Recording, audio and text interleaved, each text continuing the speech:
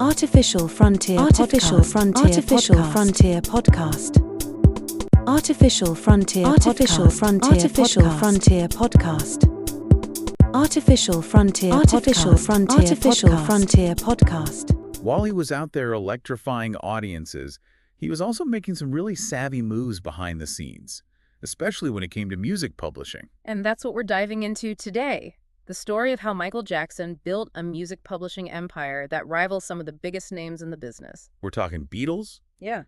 Elvis. A who's who of music legends. Jackson owned the rights to some of their biggest hits. It's wild, and we're going to break it all down for you. We've got a ton of YouTube videos, fan analyses, financial breakdowns, even a few conspiracy theories sprinkled in there. Oh yeah, this one's got it all. But before we get into the nitty-gritty, let's back up for a second. For those who aren't familiar, can you explain exactly what music publishing is and why it's such a big deal? Sure. In a nutshell, music publishing is all about owning the rights to songs. Not the recordings themselves, but the underlying composition, the music and the lyrics. Okay, so every time you hear a song on the radio or in a movie or even covered by another artist, someone's making money off of that. Exactly. And if you own the publishing rights to that song, you get a cut every single time. And Jackson understood this from early on. He knew that owning the rights to a song was like owning a piece of musical real estate. A very valuable piece of real estate. And he wasn't afraid to play the game. His 1985 deal with Sony was a total game changer. He became a 50% stakeholder in Sony ATV Music Publishing, which, at the time, was unheard of. I mean, that was a power move. He was basically saying, I'm not just a performer, I'm a major player in this industry. And it paid off big time. That deal instantly made him one of the wealthiest people in the music business. It's crazy. Think about it. Even decades later, after Jackson's death, Sony bought back the remaining 50% of that catalog for a whopping $750 million. Yeah, let that sink in for a second. $750 million just for the publishing rights.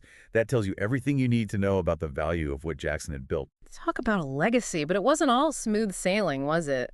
I mean, this deal with Sony, it kind of set the stage for a pretty contentious relationship between them, right? It definitely created some tension, and things got really interesting when Eminem entered the picture. Oh yeah, that's right. Talk about a clash of the titans.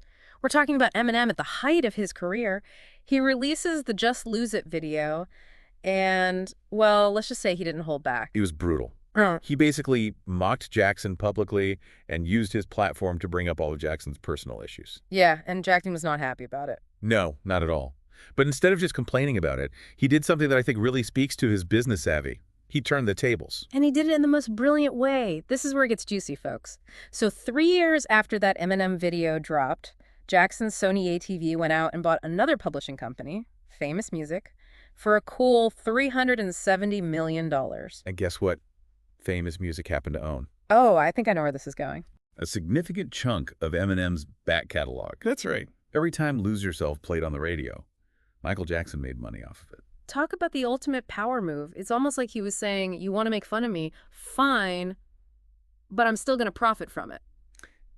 It's hard to say for sure that was his intention, but it definitely makes for a good story, right? Oh, absolutely. Yeah, right. And it says a lot about Jackson's business style. I mean, the guy was not afraid to make a statement. This Eminem deal, though, it really felt like a turning point for Jackson. You think so? Yeah, like it wasn't just business anymore, you know, it felt personal. I get what you mean. Like he was drawing a line in the sand. Exactly. And it makes you wonder about everything that came after. Like, was he just trying to protect himself and his legacy, or was there something more to it? Well, let's not forget Jackson was also a passionate advocate for artists' rights. He'd seen firsthand how the industry could take advantage of musicians, especially black artists. Right. And he always felt like he had to fight for control over his own work. Absolutely. Remember that note they found in his belongings after his death? The one that said, talk to Rodney about his publishing. Yeah, that always gives me chills. It's like even in his final days, this drive to own more music, to control the narrative, it was still consuming him. Totally. It's almost like he saw music publishing as a way to empower himself and other artists to level the playing field, in a way. And you can't talk about Jackson's later years without addressing the elephant in the room, the conspiracy theories. Right. I mean, there are some people out there who believe that Jackson's death wasn't an accident at all, that he was targeted for his music catalog. It's dark, for sure. And while we don't necessarily subscribe to those theories, you have to admit there's something about them that's hard to ignore. Totally. Especially when you consider how much Jackson's relationship with Sony had deteriorated by that point. He was convinced they were trying to sabotage his career, that they wanted him gone. It's a lot to unpack, for sure. But it just goes to show you there was so much more going on beneath the surface with Michael Jackson. It's kind of sad, right? Thinking about how Jackson felt like he was constantly under attack. Yeah, even with all that success, it seemed like he never really found peace. And you can't help but wonder, what kind of impact did all that pressure have on him? Well, you could argue that it fueled his drive to own as much music as possible. Like a way of protecting himself. Exactly. It was almost like he was building a fortress around himself and his legacy. And you know what's crazy? We're still seeing the ripple effects of his moves today. Oh, absolutely. Look at Taylor Swift re-recording all her early albums just so she could own the rights to her own music. That's wild. And it all goes back to Jackson's fight for ownership. Right. He was way ahead of his time in that sense. And not just with artists owning their masters, but this whole idea of artists becoming their own moguls, building their own empires. Yeah, he really paved the way for that. Yeah. It's like he planted a seed, you know, this idea that musicians don't have to be beholden to record labels. That they can control their own destinies. It's pretty inspiring when you think about it. It is. And it makes you wonder what else Jackson could have accomplished if he had more time. Yeah, what a legacy. But I think the biggest takeaway here, the thing that really sticks with me, is that Michael Jackson wasn't just a musical genius. He was a savvy businessman who understood the power of ownership. Absolutely. And he wasn't afraid to fight for what he believed in, even when it meant going up against the biggest names in the industry. And that's a lesson we can all learn from, right? No matter what you do, know your worth, own your work, and don't be afraid to stand up for what you believe in. Well said.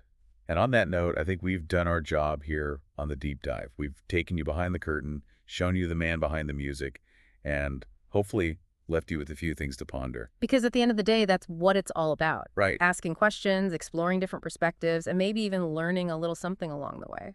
That's the beauty of a good deep dive. Until next time. Artificial Frontier Artificial Frontier Artificial Frontier Podcast. Artificial Frontier Artificial Frontier Artificial Frontier Podcast. Artificial Frontier Artificial Frontier Artificial Frontier Podcast.